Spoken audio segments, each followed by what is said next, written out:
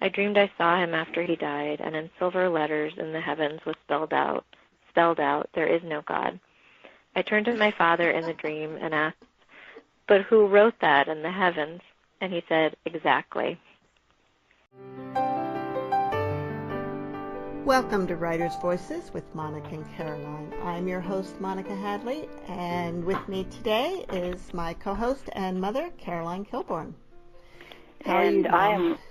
I'm good. I'm calling from Iowa, and of course you're in warm Texas, so it's quite a difference.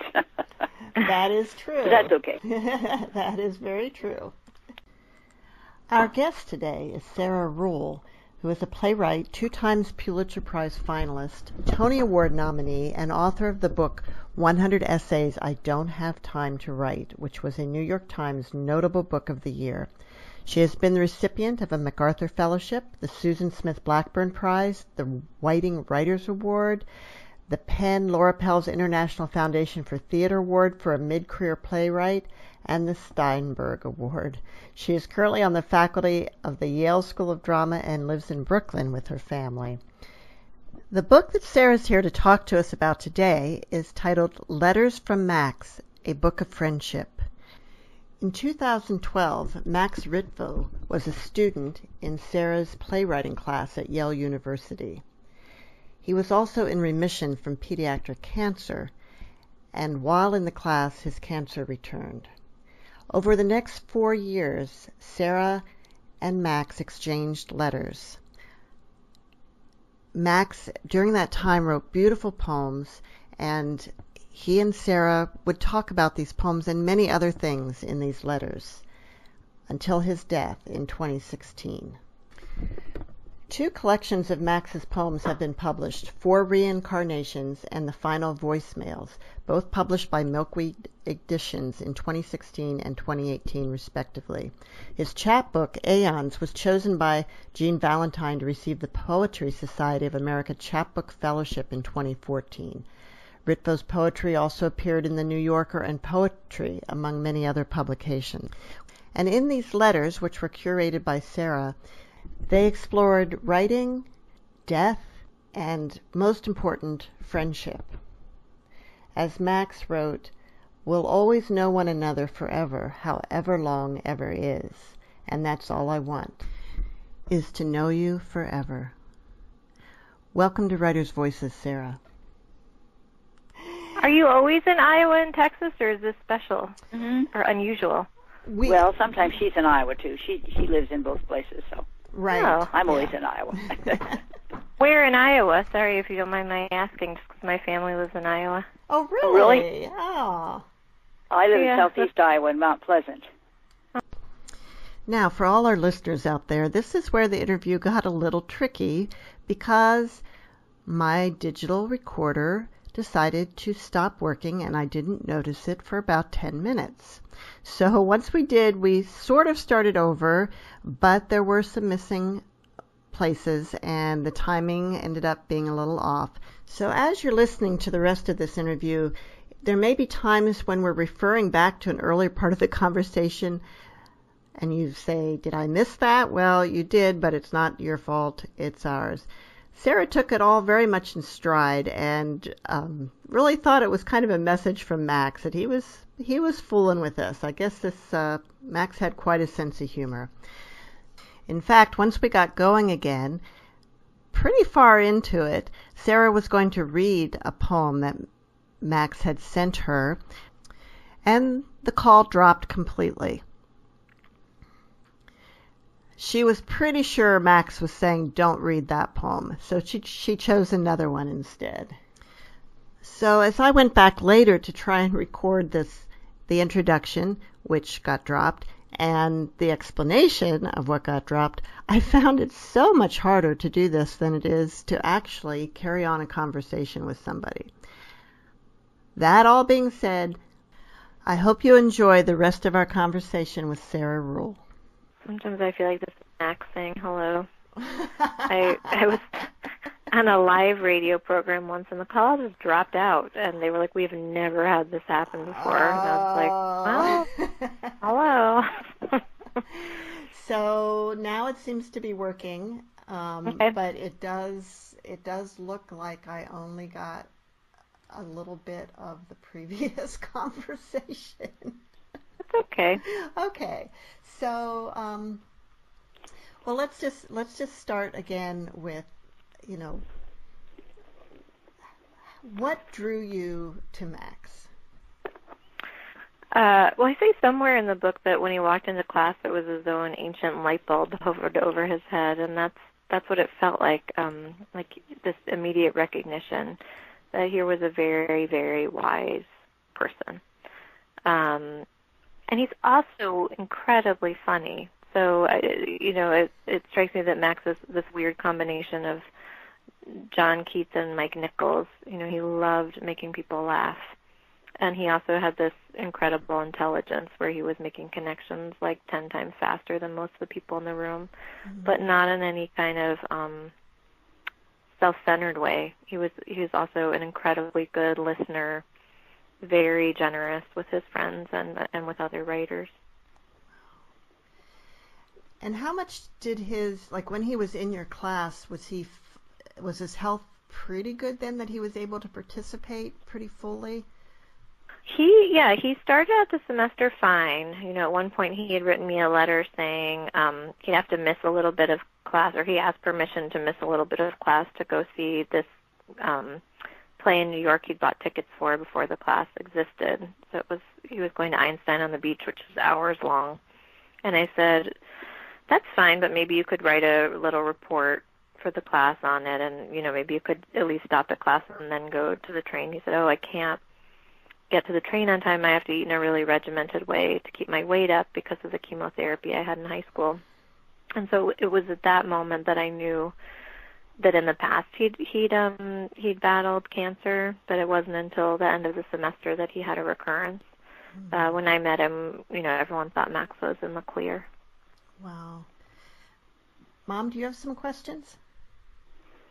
Well, I was just wondering how an incredible friendship, and you mentioned that you had developed friendships with some of your other students, and that's really a beautiful thing for a teacher to be able to do, I think. Well, I think so much of teaching is the relationship, and certainly with my greatest teachers, like with Paula Vogel, a lot of it is what she taught me, but a lot of what I learned from her is through proximity to her, seeing how she conducts herself in the world, that ongoing mentorship that you can't quantify and you can't bottle. And, you know, that's the old-fashioned way of teaching, that it's one-on-one and it's mentorship and it's over time. You know, there aren't four walls around it. And do you think that perhaps writing teachers have more opportunity to develop that kind of relationship with students? I do think so, writing and maybe the other arts too, because nothing you're doing is standardized. It's so individual. You're trying to coax someone's voice out, and there's no standard way to do that, because what you're trying to get is this very particular voice to gain confidence and fluency. I mean, by the time I met Max, he already was a writer. That was really clear. But just speaking generally about teaching writing, I think there's an intimacy that develops because you're dealing with, you know, the most personal parts of a human being. And I think it demands, therefore, an incredible respect for the individual and compassion for what they're trying to do. Now, Mom was a high school English teacher, which isn't quite the same because you're not necessarily, you're having to cycle a lot of students through. Yeah. But Mom, when you were teaching writing, you know, I'm sure there were parts of the class where people were doing creative writing. Did you find that a better way to get to know your students?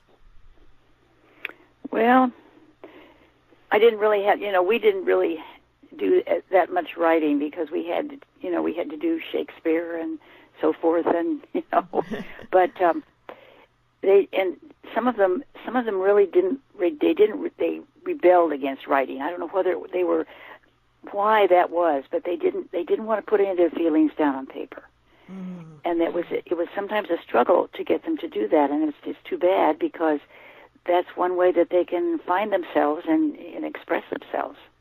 And it's hard. It's a very vulnerable feeling to put yourself on paper. And yeah, my mom also was a high school English teacher, and it's such beautiful, important work that you do and that you did. I remember the one I had. We did have to do book reports, okay, and I had this shelf of books, and so this one student took a book, and what he did was he did what some kids do. They read the first chapter and the last chapter, and then they write a report. But unfortunately, there was a lot of no middle, a lot of things in the middle that were very important, and of course he missed out on them. And so I brought that to his attention when I read it, and he said, "Did you read all these books?" And I told a lie, and I said, "Yeah, most of them." I thought he was gonna try this again, so I thought I would head him up at the pass. But kids are very inventive. I mean, they figure out ways to try to get around things sometimes, and it was interesting. I found that interesting. Yeah. Well, and that's, another thing about Max is he was such a voracious reader and had kind of read more than any 20-year-old I'd ever seen. He'd read contemporary work, he'd read ancient texts, he'd read, he read widely and all over the map. So that also was something that made him an incredible pleasure to teach. Oh, yes. Now, Sarah, you started writing to Max because you said you were both living in the city, but you were living in different places, so you weren't necessarily able to get together all the time. And and how long did this correspondence go on? It must have been 3 years or so. We both lived in New York, but he was often at the NIH in Washington to get treatments. He had some experimental immunotherapy that he tried, and his family's in LA, and he was often there getting chemotherapy or doing some kind of treatment. And how many exchanges were there over this 3 years? Oh, I think there were probably 700 or so letters, and then I whittled it down to, however many are in the book. How many are in the book? Do you know? How many are in the book? I should know this. I should know, but I don't. I mean, I can tell you that the book is about 300 pages long, so I would say about 300 this was all letters. via email? Yeah. Yep. No snail mail. No snail mail in there. Now, some people feel like email is kind of a lesser version of writing, of corresponding, because there's a tendency to maybe skip some of the formal aspects of writing. But this doesn't seem to be the case in these letters. Why do you think that is?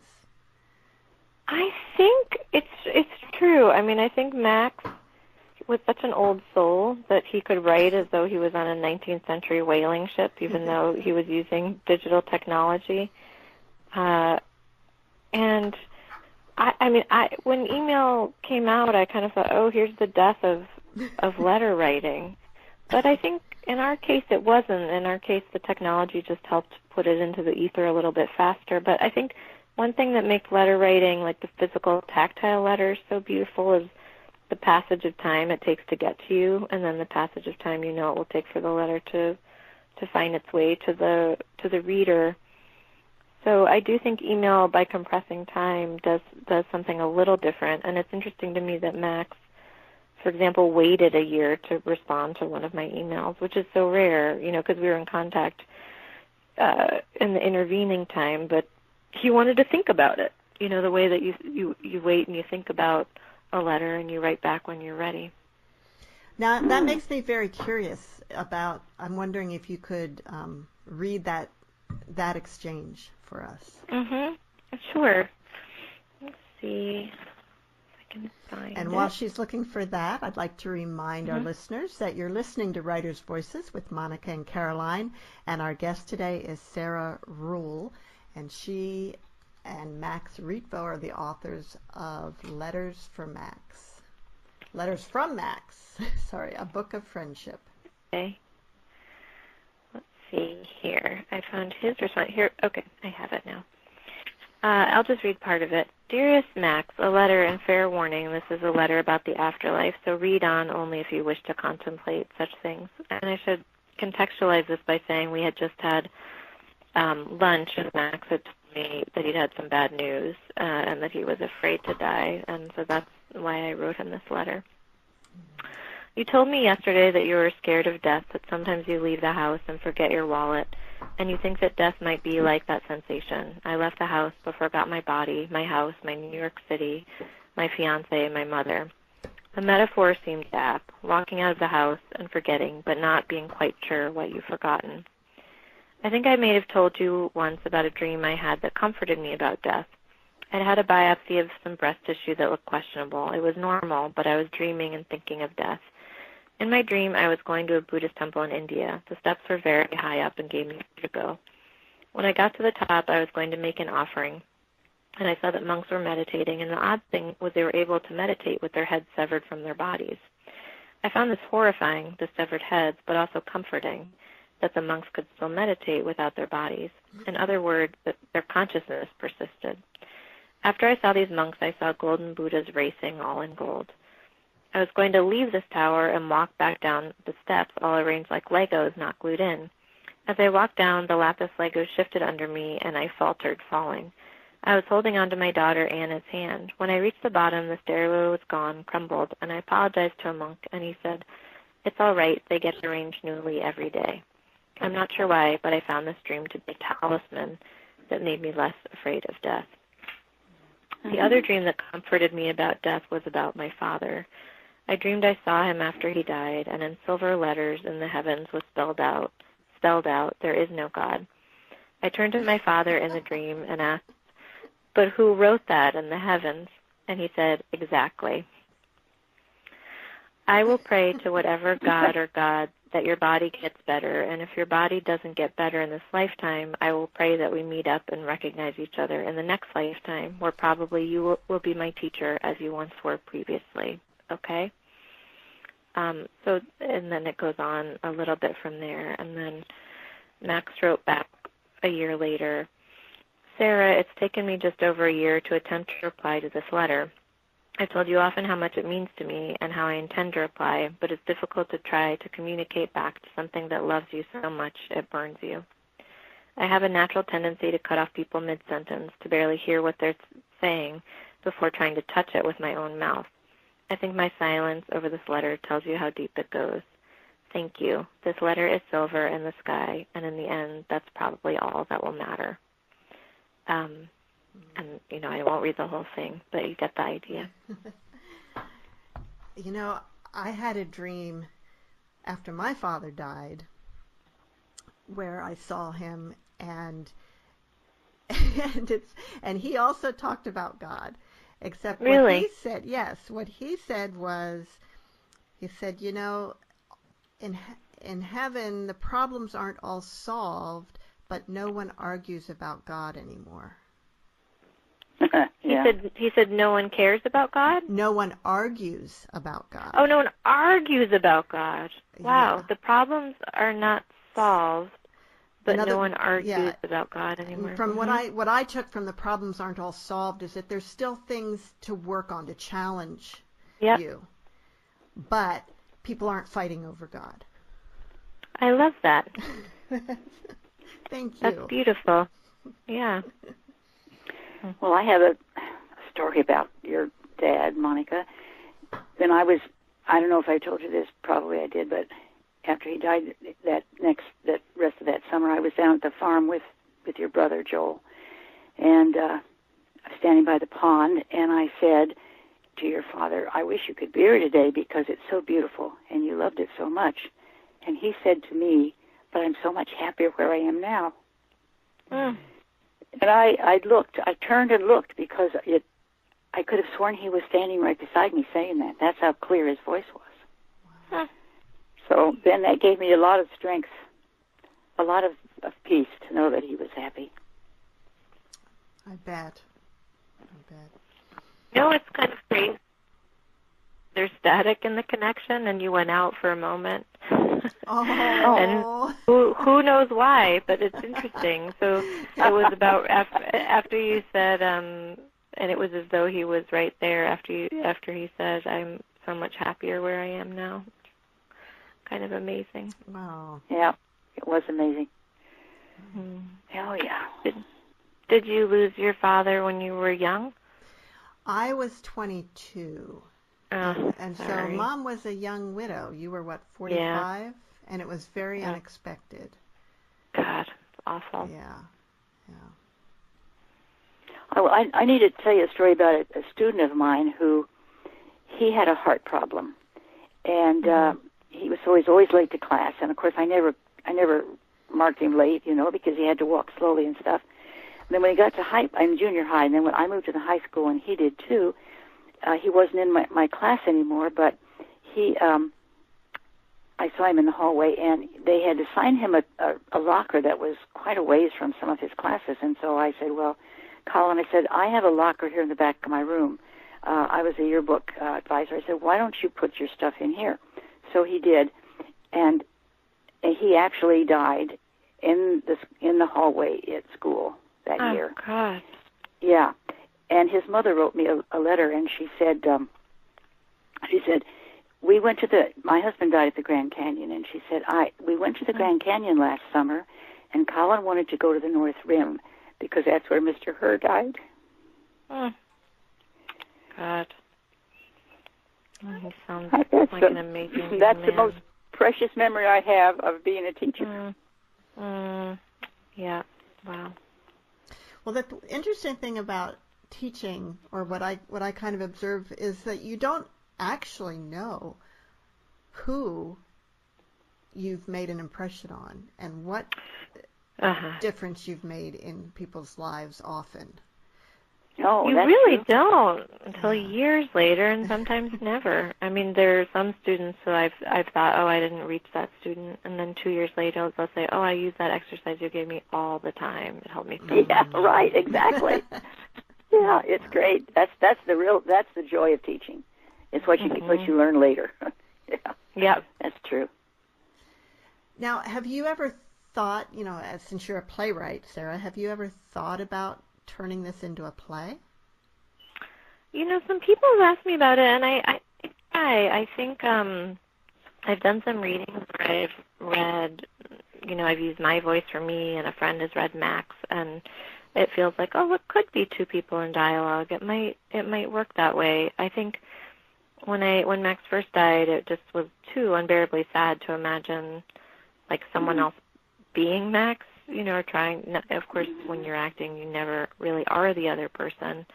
But, and it seemed too public a forum for the intimacy and kind of quiet of the letters. But I could imagine a version where I cut it way down and just had it really simple, two people talking to each other. How many plays have you written? You've written a lot of plays, too, haven't you? God, I think 10 or so. Yeah. Wow. So you're a Tony Award nominee, and what was that for? What play was that for? That was for a play called In the Next Room, or the Vibrator play. It was about the history of, it was about marriage, really, but also about the history of vibrators in the 19th century. I think I saw that in Iowa City. I think they did do it in Iowa City. Oh, that's so cool. Small world. Small world. Yes, it is. Yes, it is. Wow. What drew you to writing plays? In some ways, I would think that being a playwright would be the hardest kind of writing to do, because you have the, when you're writing novels or essays or anything like that, you do have to get it published, but you're really just dependent on yourself to finish this and get it out in the world. Whereas with a play, you are dependent on finding somebody to produce it too in order to get it out in the world. And so you not only do you have to write a good play, and you have to finish it, and you have to find somebody to publish it, and then you have to find somebody to perform it. So what drew you to all those challenges? I think that's the love-hate, and the deep mystery that is playwriting, that something attracts one to that wonderful confusion and that wonderful interdependency between human beings. I mean, you have to love that, or you'd go crazy and you just think, I'm going to go write a novel and where I can control everything. You really can't control everything in the theater. You can control the language you have on the page, and that's it. So I grew up around theater because my mom is an actress, and she acts in Chicago still. She's probably about to be in something now, because she acts all the time now that she's in her 70s. She's really hit her stride. But she started her career playing Peter Pan in the Quad Cities in the Children's Theater, and so my association with theater was always these pictures of my mom wearing green tights and flying. And one time Mary Martin came through Davenport, Iowa, and took a picture with my mom, and so that picture was all over the house. And so when she did theater in Chicago, or sometimes she'd direct theater at the high school where she taught English, I would come and sit in the back and take notes and watch. And so the theater was always very much a part of my life because of my mom. And then it was really meeting Paula Vogel at Brown University. I thought I was going to be some other kind of writer, a poet or a fiction writer. And it was really meeting Paula that made me write plays. Mm-hmm. And so you've been doing that ever since college? Yeah, since I was about 22. Wow. And how long does it take for you to write a play? Is it like each one's a 1-year project, a 2-year project? I think about 2 years, which would make sense because I'm 44 now and 22 when I started. So 20 years, about 10 plays, I think is about right, because I think it takes a while to think about the play before you set pen to paper, and then I find I can finish a rough draft fairly quickly, but then the rewrites take some time, and hearing it with actors, and then, refining it for that group takes some time, getting a production takes some time, and you really only finish a play in production, I think. So I think it's about a 2-year process. Okay, as the author, do you get to have a say as to which actors are going to play the parts? If several different ones try out, do you get a say in picking the one? Yeah, especially for a premiere, it's usually in your contract that you have. For sure you have veto power. So you could say, I don't want Julia Roberts to be in my play, just as an example. But you can't say, like, I insist that my mother be in my play. You can't. Oh, I see. Or, my boyfriend. You can't determine who has to be in it, but you can say, no, I really would rather not have that person. Yeah, well, I think that's fair. I think that, Yeah. You wrote it, and so you've got to have some say in it. Would you really not want Julia Roberts in your play? No, anytime. She can do my play anytime she wants. She's amazing. You're listening to Writers' Voices with Monica and Caroline, and our guest today is Sara Ruhl, author with Max Ritvo of Letters from Max, a book of friendship. Sarah, we were talking about the relationship between teachers and students, and particularly writing teachers and their students, and I had seen a tweet thread yesterday on Twitter about the death of Mary Oliver from one of her students, and I just was looking that up now, and it was Summer Brennan, and she actually published a memoriam about it in the Paris Review. It's a wonderful, wonderful essay, and Mary taught at Bennington? Yeah, Bennington College in Vermont from 1997 to 2001. Yeah. I feel like I should read a little Mary Oliver poem in honor of her passing. I think. Do you want a tiny one? Sure. It's so short, it's very quick.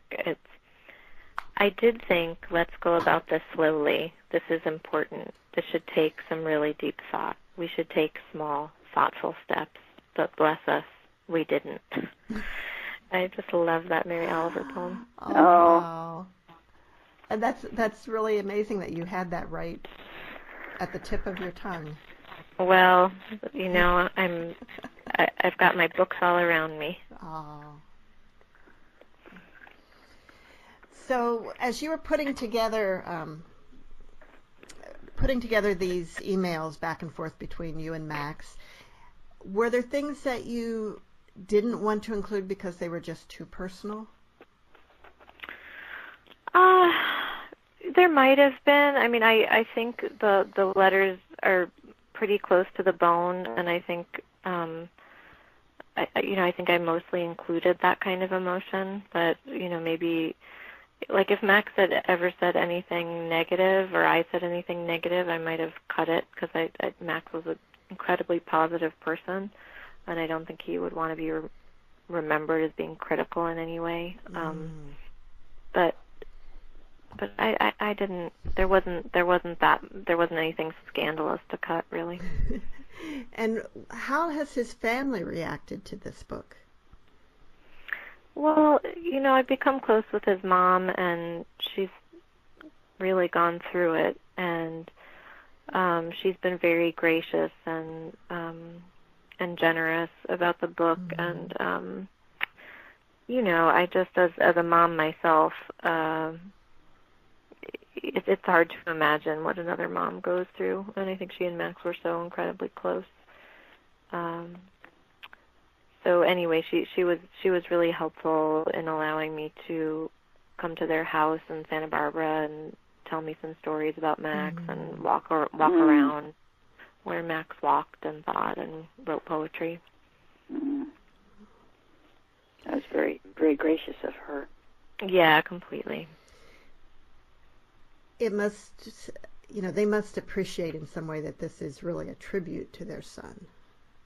To their yeah, Yeah. absolutely. Yeah. And I think Max's mom also believes so fiercely in Max's literary legacy and in his poetry that she feels, as I do, that the more Max is in the world, the more Max is in the ether, the more his language and his spirit are out in the world, and the more people are receiving what he had to give, that's all to the good. Are there poems that he sent you included in here? Yes. Would you like me to read one of? Yes, that would be lovely. Okay. Let me see. Would be a good one. This one I love. I don't need to contextualize it that much, but I had been working on a play called The Oldest Boy in New York, and Max had come to see it, and he said, "Your play continues to ripple in me, attached find a poem stirred up by it. I don't think my poem is in a finished state and would love your criticism." It's called Refuge for Sarah. Rain falls on the house. My mother dries dishes in the dark house in the rain. And here, dear listeners, is where we had our second blip of the day, and the phone call dropped. And you, of course, are listening to Writers' Voices with Monica and Caroline, and our guest today is Sarah Ruhl, author of Letters from Max, a book of friendship, and we'll pick up where we got Sarah back on the line. Hello? Hi. I guess I'm we so dropped sorry. you. That was so strange. I mean, again, I'm like, I guess Max doesn't like that one. Does not want me to read that one. Okay, Why don't I read a different one? Okay. Okay. But I can just see what I open to. Maybe. This is a beautiful one. It's a little longer, but I'll read it. A walk with my nephew who is asked about being a good man. Willpower is, of course, breakable, has been broken in everyone, everything, but it always comes back to the scratch of the screen door, a dark red shape in its mouth, brought back from abandon. Perseverance, character, all death's other adversaries are like this too, coming and going with the food, the noise. In a storm they bolt out, or perhaps back in. Look what they're up against. If death builds a sword, ever more abrupt, flashing, invisible, then what kind of shield do you expect us to build? There's a black hallway we're all dipping into and out of, all our souls slamming doors like in Scooby-Doo. And he doesn't ever get us. We just leave parts behind the doors.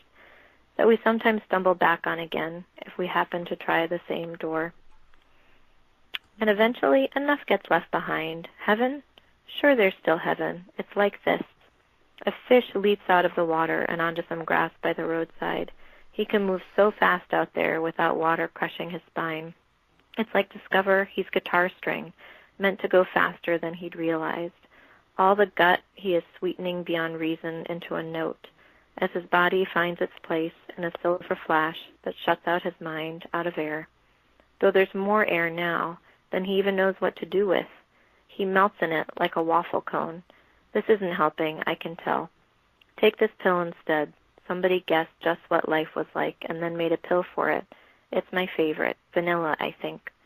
Don't you worry. All that scared old sweat will be washed away with fresh white new sweat. I mean, that poem kind of kills me because Max really loved his nephew, who was fairly young when he died, and I feel like Max was trying to leave something for him, a little talisman, to explain where he went. Wow. Now, in one of the things where he's asking for you to critique the poem. Mm-hmm. At the point where you became more friends as opposed to teacher and student, did it become harder for you to critique him? You know, it didn't, and that is probably one thing I left out of the book was when Max and I went back ad nauseum about a line here, a line there, or, a paragraph. I think the better we knew each other, the easier in a way it was to be really specific about thoughts. I mean, but honestly, though, he was such a beautiful writer. Most of my response was just, that was beautiful, that was sublime, I loved it, and then sometimes I could get more specific. And did you invite him to critique anything of yours? I mean, I would say we were more mastering the art of sharing than critiquing.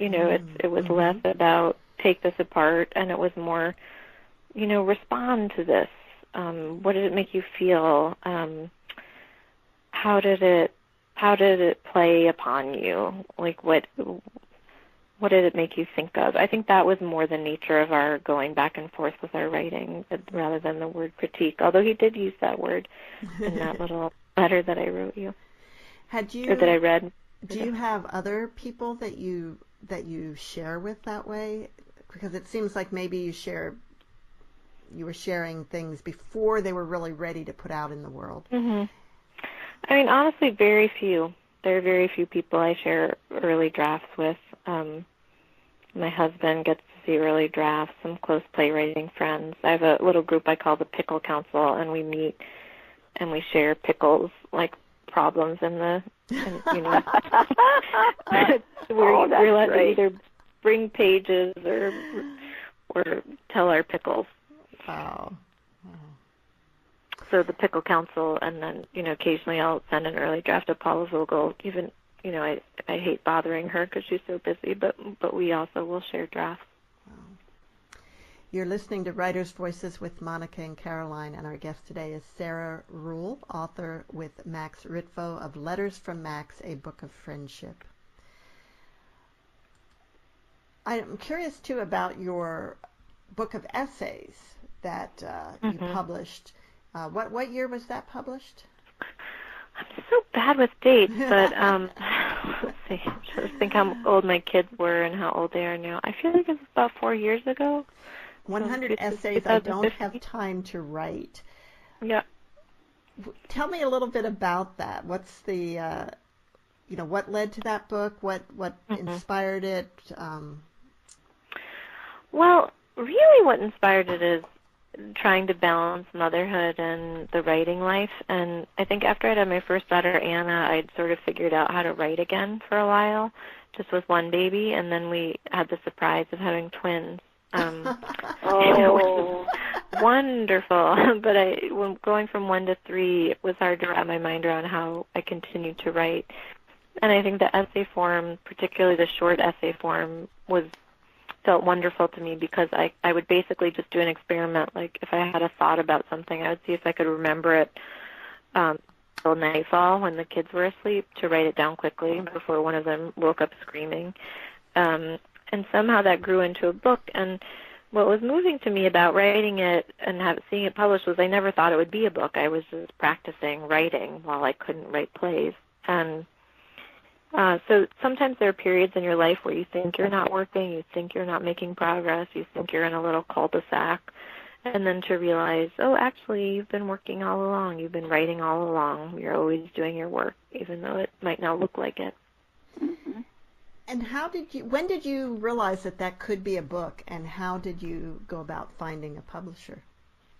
I think when I had about 50 or so essays, I thought, I think there might be a book in this. And I had been working with Faber and Faber to obtain rights for an adaptation of a play I did of the letters between Elizabeth Bishop and Robert Lowell. And I really liked the editor I was working with and talking to about Bishop and Lowell. And I said, oh, and by the way, I'm working on these essays. I think there might be a book in it. And it seems like these charm things never usually happen, where she said, oh, yes, I think so. And it turned out she was a wonderful editor for them, and she totally understood the strangeness of that some essays are a sentence long and some essays are longer, and that they're about really disparate themes. And she was fantastic to work with. And was that the first actual book that you had published, or were there any previously to that? I guess all my plays have been published in book form, but in terms of you can read any of them. But that was my first book of essays that was published. Is that common that plays get published in book form? It's harder to achieve because the theater publishing market is much smaller. Not as many people read plays as see plays, and not as many people read plays as read books. But there's a wonderful press theater communication group that does a lot of New York playwrights, and and across the country too. And I've worked with them since my first book was The Clean House and Other Plays, and that's an anthology of 4 plays put together. Is it important, do you think, to live in New York to be a playwright? Or is it beneficial? Well, put it that way. Is it beneficial? It can be. I mean, when my students graduate from Yale, I sometimes say, don't go to New York, go to Chicago, go to Minneapolis, go to Seattle, go, San Francisco. There's all great theater cities with great theater communities where you also can earn a living and, buy a house. It's not quite so insane. But I will say that I lived in California for a while. My husband's from there, and I was finding I was commuting constantly to New York. Even if I didn't have a play being done there, the casting would get done there, the meetings would get done there, and it just felt unsustainable in my situation not to live there because I was gone so much, and I really wanted to see my husband and see my kids instead of traveling. Mom, do you have some more questions about Letters from Max? Well, I wanted to be sure that she read that the wedding. Oh yes. Wedding Can blessing. you remind me what page that's on? Because you had that. That's on page 176. Okay, great. So Max got married, funnily enough, at the same place my husband and I got married at, and it was a total coincidence. When he told me that, I was like, are you kidding me? What is the chances? So Louise Glick, the poet, presided over Max's wedding, and he had a bunch of friends write blessings, and I wrote this one for them. Max and Victoria, I wish you the blessing of imagination. Every morning as you rise, imagine that your beloved is perfect. After a day with your wife or your husband, know that your beloved is imperfect. But as you go to sleep, imagine that your love is so big and so perfect that it loves every small imperfection. Imagine that you are a book and your beloved is a book. How can a book read another book if a book can't read itself? Love. Imagine that you are a book so patient and so wise that it learned to read itself, so that it could read its favorite book. Imagine this favorite book sleeps beside you every night and reads you while you sleep. Imagine a love so patient, so kind, that its poetic and scientific discoveries, which are boundless, are dwarfed by the everyday, ordinary imaginings of why the beloved might be cranky, the beloved might desire for breakfast, or the 108 ways the beloved is beautiful when vexed, frightened, sad, sick, or hungry. I wish you the splendor of quiet, private imaginings in one another's company and the craggy arches of imagination that connect you when you are far apart. The 2 bowls of soup that refill automatically and a fountain that refills every time you meet. What is love, not boundless imagination?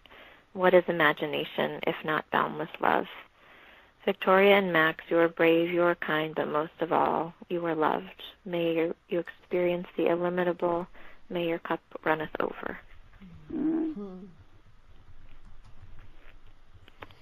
And did you attend the wedding? Yes.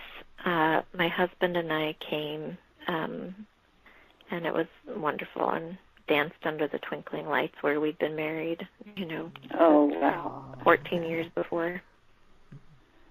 Well, she took on quite a challenge there because Max was, ill, in and out of chemo and so forth. So she had quite a challenge to face there. Oh, yeah. Yeah. Yeah. Now, Letters from Max is published by Milkweed. Is that the? Yeah, Milkweed Editions. Milkweed Editions. And how did you find them, or how did they find you?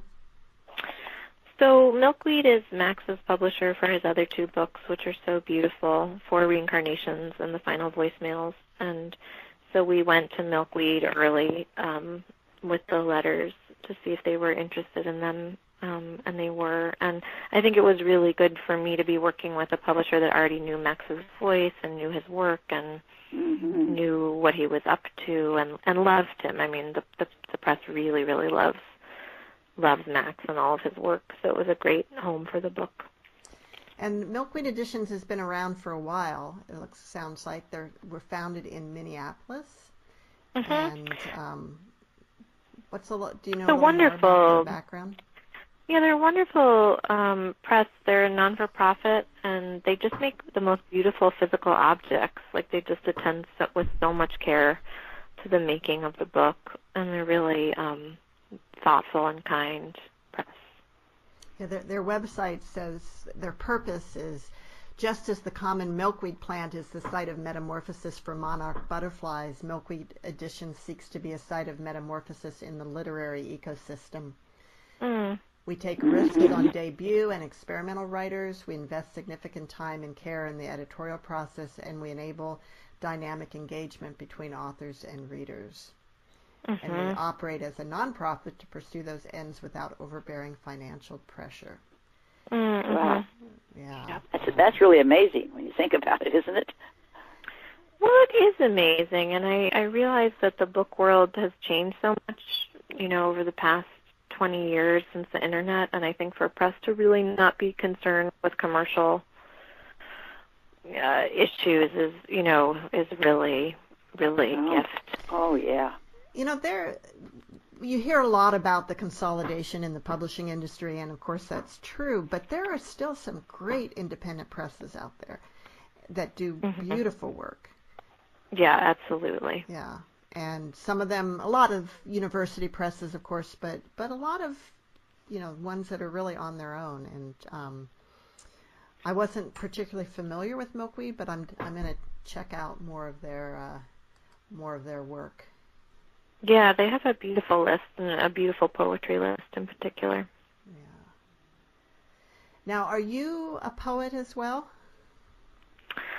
I hesitate to claim that mantle for myself because, mostly I write plays, but I did start as a poet and have kept writing poetry as time goes by, and I do have a book of poetry coming out next year with Copper Canyon Press. Oh. Okay, you cut out a little bit there. You say you have a book of poetry coming out next year? Yeah. Okay, well, I think you can claim to be a poet then. Yes, I would say so. You know, I noticed on Milkweed Edition's website that Max has a book out called The Final Voicemails. Mm-hmm. And can you tell us a little bit about that? Yeah, this is such a beautiful, extraordinary book, and his teacher, Louise Glick, edited it after Max died, and basically collected and ordered the poetry that he'd written in the last maybe 3 or 4 months of his life. And what's amazing is Max was so prolific, because usually it'll take a poet a couple years between a first book and a second book, and with Max it was a matter of months. And some of the poems in that collection are just absolutely stunning. Wow. And when it says The Final Voicemails, what does that title mean? Well, it's seeing if I have the book near me, because it's the title in the collection, and I do not have it like right at my fingertips, so I can't read it to you. But yeah, it refers to one of the poems in the collection. Where are these books available? How can we get these books? You can get them on Amazon, or you can get them through Milkweed. I think Milkweed has a nice discount if you get Max's work bundled together. But your local bookstore should have them, or Barnes and Noble, but definitely Amazon has all of Max's work. And of course, independent bookstores are also can order any books usually. Yeah. So we'd like to support our local independent. Oh yes, please, wherever possible. Oh, yeah. It's so important. So Sarah, I'm curious, as a playwright, have you ever done any acting? It's funny, a friend asked me to be in his reading of the new play next week, which I never get asked to do. When I was little, I did a little bit of acting, but I realized I mostly liked the rehearsal process, and then when the audience came, I was sort of ready to go home. So I think, it was always clear to me that the better job for me was to be sitting in the dark scribbling and watching the actors do their thing. Oh gosh. Where do you get the ideas for a play? I mean, all kinds of ways. Sometimes a fragment of conversation, sometimes an idea that I can't get out of my head, sometimes an image, a question that's been dogging me.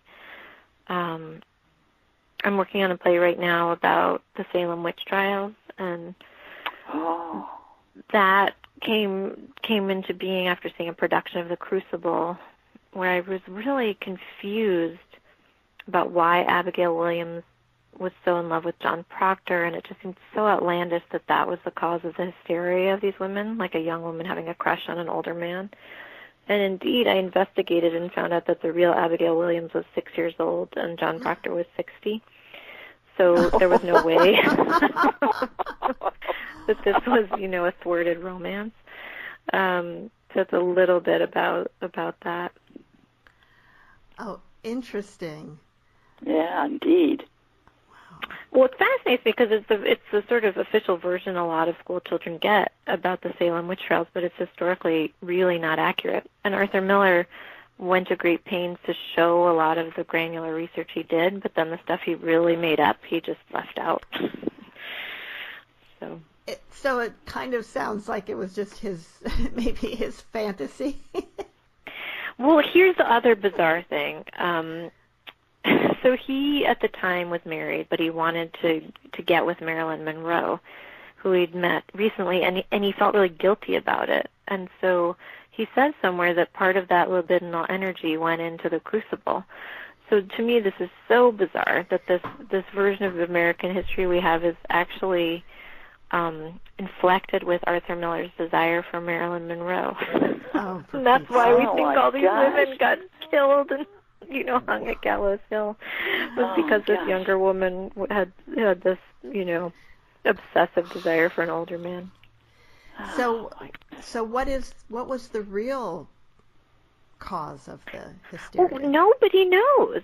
I mean, Arthur Miller's guess was as good as anyone's, really. I mean, there have been a lot of theories, hysteria, encephalitis, rye bread poisoning, because apparently the rye they imported from Europe would go bad sometimes without refrigeration, and some of the symptoms the girls had, like the hallucinations and the jerkings and the spasms, resemble some form of rye poisoning. There were also interpretations that it had to do with jealousy and land ownership, but no one really knows. Well, we had an author on, I think last year, the author of Jello Girls, and she was writing about there was a case of sort of mass hysteria among young women